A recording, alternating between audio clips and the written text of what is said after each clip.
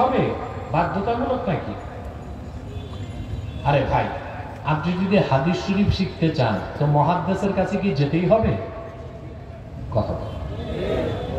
তাফসীর পড়তে চান মুফাসসিরের কাছে কি যেতেই হবে? ফিকহ পড়তে চান ফকিহের কাছে কি যেতেই হবে?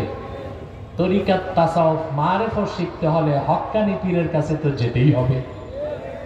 আল্লাহ বলে দিয়েছেন, ইয়া আইয়ুহাল্লাযীনা আমানুত্তাকুল্লাহ ওয়া কুনু মা'আস সাদিকিন, ঈমানদারগণ আল্লাহকে ভয় করো আর সত্যবাদীদের সঙ্গী হও।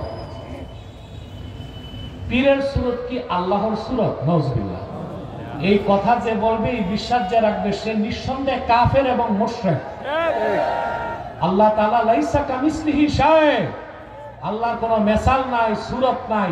সকল সুরত ও আকারের স্রষ্টা আমার আল্লাহ, এবং ওনার সাথে কোন সৃষ্টির তুলনা হইতে পারে না। তুলনা দেওয়া শিরক, শিরকুন ফিস সিফাত। এরকম আকীদাধারী মানুষ মুশরিক এবং কাফের।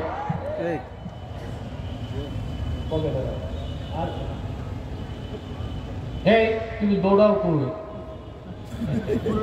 কাছে আসছো নাকি? না ভয়তে বসে গেছো? এই তো মোনাজাত হয়ে যাবে, অনেক রাত হয়ে গেছে। গান বাজনা কি?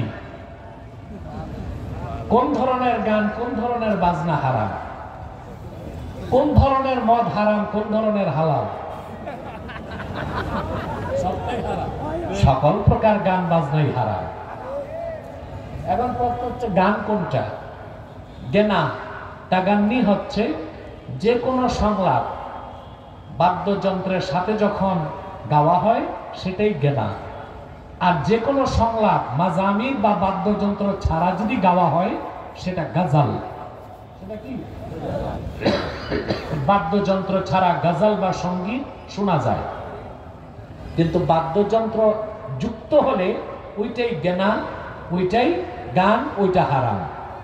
যা আমিমুল ইহসান মুজাদ্দিদি রাহমাতুল্লাহ কাওয়াইদুল ফিকহ কিতাবের মধ্যে সংজ্ঞাটা দিয়েছেন। আর বাদ্যযন্ত্রের সাথে সকল প্রকার গান বাদ্য হারাম। এই ক্ষেত্রে চার মাযহাব একমত। চার মাযহাব قد إن أقد الإجماع على أن سماعة الغناء فسق والجلوس في مجلسها نفاق والتلذذ بها كفر। চার মাযহাব একমত, ঐকমত স্থাপন করছেন গান বাদ্য শোনা হারাম, গান বাদ্যের মজলিসে যাওয়া মুনাফিকি, গান বাদ্য শুনে স্বাদ উপভোগ করে তাকে বৈধ মনে করা কুফরি। ঠিক।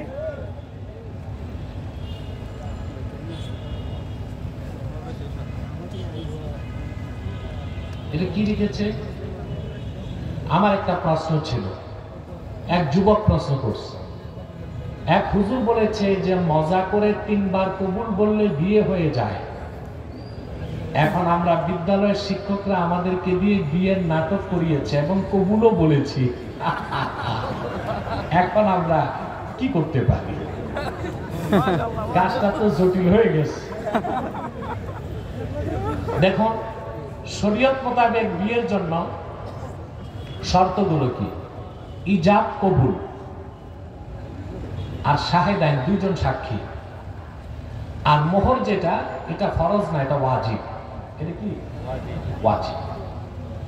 এখন মেয়ে বসে আছে, ছেলে আছে, 2 জন সাক্ষী দাঁড়ায় আছে, প্রাপ্তবয়স্ক। কথা বলে না। এখন ছেলে যদি মেয়েকে বলে আমি তোমাকে বিয়ে করলাম, মেয়ে যদি হাতা কিছু না করে মুস্কি হাসিও দেয়, বিয়ে হয়ে গেছে। আর বিয়েটা এমন যে মজা করে করলেও বিয়ে হয়ে গেছে।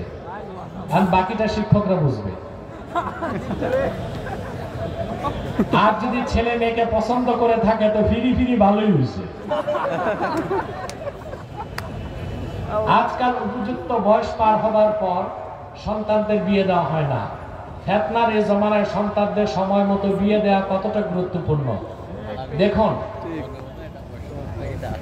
বাংলাদেশে যে একটা আইন আছে শরীয়ত বিরোধী, ছেলের বয়স 21 আর মেয়ের বয়স 18 হওয়ার আগ পর্যন্ত এই বিয়েকে প্রচলিত ভাষায় বলা হয় বাল্য বিবাহ।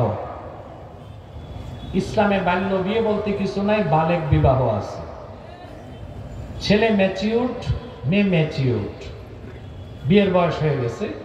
ছেলে যদি বিয়ে করতে চায়, মেয়ে বিয়ে করতে চায়, অভিভাবক যদি বাধা দিয়ে রাখে, বিয়ে বহির্ভূত যত গুনার কাজ হবে দায় অভিভাবককেই নিতে হবে।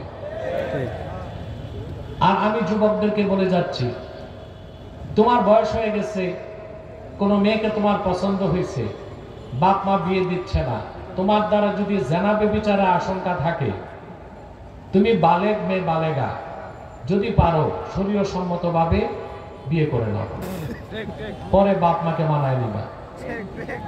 তারপরও জেনার মতো গর্হিত অপরাধ করার সুযোগ নাই।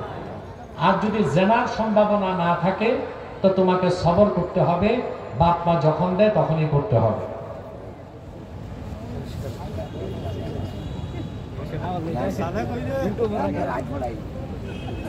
আপনার কাছে জানতে চাই, রমজান মাসের তারাবির হাদিয়া থেকে মসজিদ ফান্ডে কি রাখা যাবে? না, রাখা যাবে না।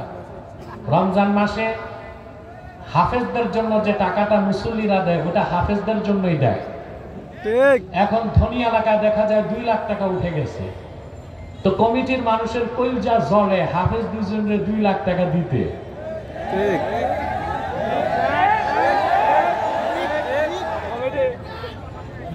আমাদের দেশে অধিকাংশ মসজিদ কমিটিতে জায়গা পায় বেনামাজি, সুদখোর আর ঘুষখোররা, আর ওরা আলেম ওলামাকে দেখতে পারে না। কোন আলেম 2-4 লাখ টাকা তারাবি পড়ায় পাবে, এটা সহ্য হয় না, তো কৌশল করে অর্ধেকটা কেটে মসজিদ ফান্ডে রাখে। বাট আর সুদখোর মুসল্লিরা টাকা দিছে হাফেজরে, আর হাফেজ কষ্ট করে 1 মাস তারাবি পড়াইছে, সম্পূর্ণ টাকা হাফেজকে দিয়ে দিতে হবে। ওখান থেকে মসজিদ ফান্ডে টাকা রাখাটা উচিত।